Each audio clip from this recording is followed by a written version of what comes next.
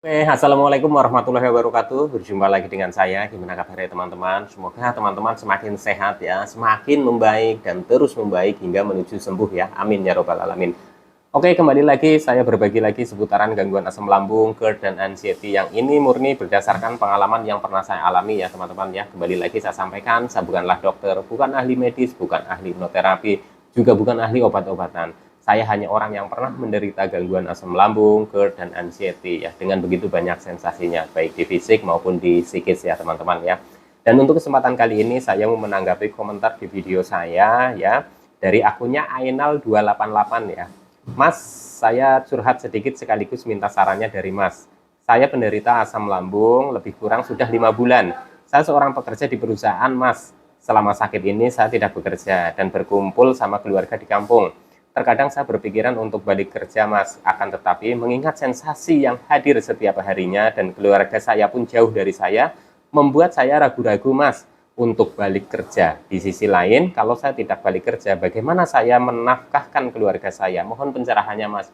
Oke ya, ini kondisinya hampir ya, hampir mirip sekali dengan saya ya teman-teman ya. Jadi saya seorang perantau ya. Pada saat terkena gangguan asam lambung ini, saya itu seorang perantau yang jauh dari anak, istri ya, dan keluarga ya teman-teman ya. Jadi pada saat saya itu memutuskan untuk istirahat di kampung ini juga tidak mudah ya teman-teman. Jadi pada saat itu saya sudah mencoba ya, saya bawa aktivitas terus dalam bekerja sambil merasakan banyaknya sensasi yang muncul ya teman-teman. Dan akhirnya saya itu menyerah ya, menyerah dalam artian saya tidak bisa pikirkan dua-duanya. Karena apa teman-teman? Karena dalam pekerjaan pun saya itu cukup kewalahan ya, sudah tidak produktivitas lagi ya, sudah tidak produktif ya dalam bekerja itu. Karena apa? Karena setiap harinya saya juga merasakan sensasi, sering mengeluh, terus pokoknya tidak produktif lah ya teman-teman. Dan ini menurut saya juga cukup mengganggu dalam pekerjaan ya. Dan saya juga nggak enak sama rekan-rekan kerja saya. Akhirnya saya memutuskan untuk berhenti dulu dalam bekerja ya teman-teman ya. Memang ini keputusan yang tidak mudah ya. Keputusan yang saya ambil ini sudah berbagai pertimbangan ya teman-teman. Ya mungkin ya kondisi kita kan masing-masing itu berbeda ya, dari sisi pekerjaan, dari sisi ekonomi ya teman-teman ya, dari sisi tanggung jawab mungkin kan berbeda-beda ya. Tapi memang cerita ini memang apa yang pernah saya alami ya teman-teman. Jadi saya fokuskan ketika itu, saya itu berhenti dulu dalam pekerjaan, saya fokuskan untuk pemulihan ya, pemulihan di kampung bareng dengan istri dan anak-anak ya teman-teman. Karena apa, menurut saya waktu itu memang dari keluarga itu sudah mendukung juga untuk istirahat dulu ya. Saya pun tidak tahu sampai kapan saya bisa membaik gitu ya teman-teman, karena dalam saya jalani pada saat waktu kerja pun itu saya sudah sambil berobat, sambil bekerja, sambil berobat, sambil bekerja, itu juga nggak pulih-pulih ya. Dan saya waktu itu saya juga berpikir semoga saja dengan saya itu dekat dengan keluarga, dengan saudara, itu saya bisa cepat pulihnya ya. Dan apa yang terjadi ketika saya sudah di kampung, saya sudah fokus ke pemulihan ya teman-teman ya.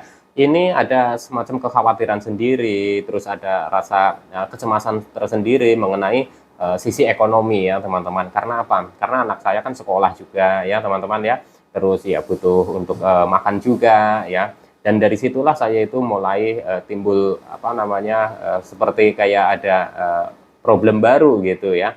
Bagaimana ini saya itu ke depannya itu saya harus bagaimana, pemasukan nggak ada, sedangkan pengeluaran itu jalan terus. Dan itu cukup bikin saya itu juga khawatir ya teman-teman, khawatir. Tapi kembali lagi ya, karena alhamdulillah ya keluarga itu mendukung, entah dari mana, entah itu dari pinjem-pinjem atau dari apa saja ya teman-teman. Artinya bukan sesuatu hal yang negatif. Artinya saya memang untuk memenuhi kebutuhan waktu itu ya, itu saya apa adanya saja ya teman-teman ya, apa adanya. Jadi saya memang kalau harus pinjem ya saya pinjem dulu untuk berobat, untuk biaya operasional anak sekolah gitu ya, saya jalani ya teman-teman. Ya memang sempat pusing bagaimana nanti ke depannya, sedangkan saya ini kondisinya itu nggak sembuh-sembuh ya teman-teman, nggak sembuh-sembuh. Karena untuk gangguan asam lambung ini kan sensasinya itu kan kadang sudah terasa membaik terus drop lagi, kadang sudah merasa enak itu saya drop lagi gitu ya. Itu kan seperti itu ya teman-teman ya, jadinya saya itu juga semakin bingung, aduh gimana ini ya. Tapi pada saat itu keluarga saya meyakinkan saya bahwa kamu nggak usah terlalu mikir banyak-banyak. Sekarang saja ini yang dipikir bagaimana kamu bisa cepat pulih. Udah jangan terlalu banyak mikir. Udah nanti ke depannya masalah pekerjaan, masalah itu pikir nanti. Memang tidak mudah menerima saran seperti itu ya teman-teman. Tapi pada saat itu saya memang memutuskan untuk oke lah, saya jalani dulu ini. Jalani pemulihan dulu gitu. Jadi pada saat itu saya memang tidak mudah ya untuk memutuskan seperti itu ya. Karena apa? Karena kembali lagi ya faktor ekonomi ya teman-teman. Karena saya itu kan ya memang secara tidak langsung kan saya harus memikirkan bagaimana nih anak saya, bagaimana nih nanti makannya, bagaimana nih masa depan mereka. Dan saya kan memikirkan seperti itu. Jadinya ya sudahlah gitu. Kalau memang saya harus konsentrasi untuk pemulihan, ya pemulihan dulu. Karena di sisi lain ya teman-teman ya, bagaimana saya harus bekerja dengan kondisi yang masih seperti ini ya, nanti malah tambah nggak karu-karuan gitu. Jadi pada saat itu saya itu memutuskan untuk pemulihan di kampung dulu. Dan untuk teman-teman yang sedang merasakan kondisi seperti ini ya teman-teman ya, teman-teman itu harus ini ya teman-teman harus bisa yakinkan kepada diri teman-teman, apa yang dipilih oleh teman-teman itu benar-benar harus dari dalam hati, dan teman-teman itu rundingkan dengan keluarga ya. Kalau yang sudah punya keluarga, rundingkan dengan keluarga gitu ya. Ini bagaimana kalau saya begini, ini bagaimana kalau saya begini gitu ya teman-teman. Sedangkan saya masih berpikir seperti ini, terus terang saja, terbuka saja, jangan dipendam ya teman-teman ya. Karena kalau berpikir terus dipendam terus gitu kan, malah itu akan menjadikan beban pikiran kita itu semakin berat ya. Jadi terbuka saja ya, ngomong mungkin ya, kalau saya kan laki-laki ya, saya ngomong sama istri saya, ngomong juga sama saudara-saudara saya, ini seperti ini, seperti ini, seperti ini. Nah nanti akan ada dukungan gitu ya, semoga saja akan ada dukungan. Alhamdulillah saya waktu itu juga banyak dukungan. Walaupun ya teman-teman itu tidak mudah ya, pada saat saya itu menjalani ini pun ya tetap saja walaupun sudah didukung sama keluarga ya, di perjalanan di fase pemulihan ini pun saya itu masih ini teman-teman ya, masih kadang suka berpikir seperti itu, ini sampai kapan saya sembuhnya, ini sampai kapan membaiknya, ini sampai kapan saya bisa bekerja lagi ya. Nah dari situlah saya itu timbul bahwa saya itu harus semangat dalam menghadapi gangguan ini. Banyak terapi-terapi yang saya jalani termasuk 3P, dan saya juga berobat ke dokter gitu ya teman-teman. Dan pada kondisi saya sudah mulai membaik, saya sudah belajar beraktivitas ya, walaupun masih di rumah gitu ya, di kampung gitu ya, aktivitas apa saja, entah itu ke kebun, entah itu ke sawah, walaupun dengan masih terbatas gitu ya, masih cuma bersih-bersih di kebun gitu ya teman-teman ya, masih kalau ke sawah ya cuma paling bantu-bantu yang ringan saja, tapi saya latih terus setiap hari ya. Ini kondisinya memang tidak mulus ya teman-teman ya, kadang kita sudah merasa membaik, kadang drop lagi, kadang sudah membaik, kadang drop lagi, dan ini bisa menjadikan pikiran kita itu ragu ketika kita itu mau keluar kota untuk bekerja lagi gitu, itu bikin kita ragu. Nah sedangkan di sini ini saya merasakan seperti ini, nanti kalau saya kerja di sana jauh dari keluarga dan lain, pasti akan muncul pikiran seperti itu ya teman-teman. Tapi teman-teman nggak usah takut, nggak usah cemas, teman-teman latih dulu di rumah bagaimana teman-teman beraktivitas. Ketika teman-teman masih takut ke keramaian, takut ketemu orang banyak, takut pergi sendiri, dilatih di rumah dulu, dilatih di kampung dulu ya teman-teman ya.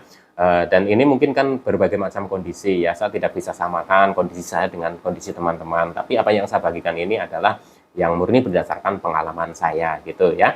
Semoga saja ada manfaatnya. Jadi ketika saya itu sudah berani memutuskan untuk bekerja lagi, saya waktu itu kondisinya memang belum 100% ya, belum 100%. Saya sudah memutuskan untuk bekerja lagi. Tapi alhamdulillah pada saat itu saya sudah bisa mengendalikan ya teman-teman. Jadi ketika saya muncul sensasi seperti ini, saya harus bagaimana?